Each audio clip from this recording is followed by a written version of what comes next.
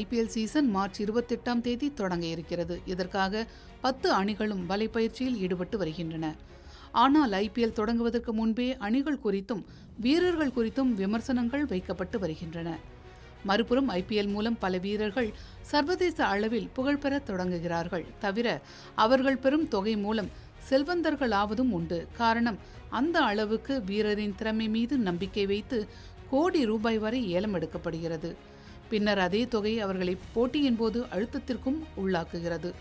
இப்படி IPL தொடரில் அதிக விலைக்கு ஏலம் எடுக்கப்பட்ட வீரர்கள் குறித்து இந்திய கிரிக்கெட் அணியின் முன்னாள் ஜாம்பவான் இர்ஃபான் பத்தான் கடுமையாக விமர்சித்துள்ளார். அதிலும் அவர் CSK வீரர்களை விமர்சித்திருப்பதாக கூறப்படுகிறது.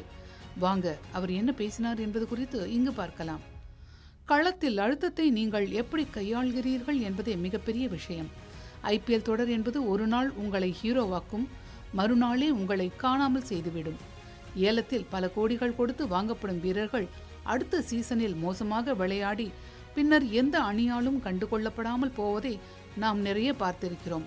ஒரு வீரர் மீது இவ்வளவு பெரிய தொகை முதலீடு செய்யப்பட்டுள்ள நிலையில் அவர் சில போட்டிகளில் சொதப்பினால் என்ன நடக்கும் என்பதையும் கவனிக்க வேண்டும். அந்த சரிவிலிருந்து அவர் தன்னை எப்படி தயார்படுத்திக் கொண்டு மீண்டு வருகிறார் என்பது, நம்பிக்கையுடன் களத்திற்கு வருகிறார் என்பதும் அவரது உண்மையான திறமையை காட்டும் என்று விமர்சித்துள்ளார். 2026 IPL ஏலத்தில் 30 லட்சம் ரூபாய் அடிப்படை விலையில் வந்த பிரசாந்த் வீர் மற்றும் கார்த்திக் சர்மா ஆகிய இருவரையும் தலா 14.2 கோடி ரூபாய்க்கு CSK அணி வாங்கியுள்ளது.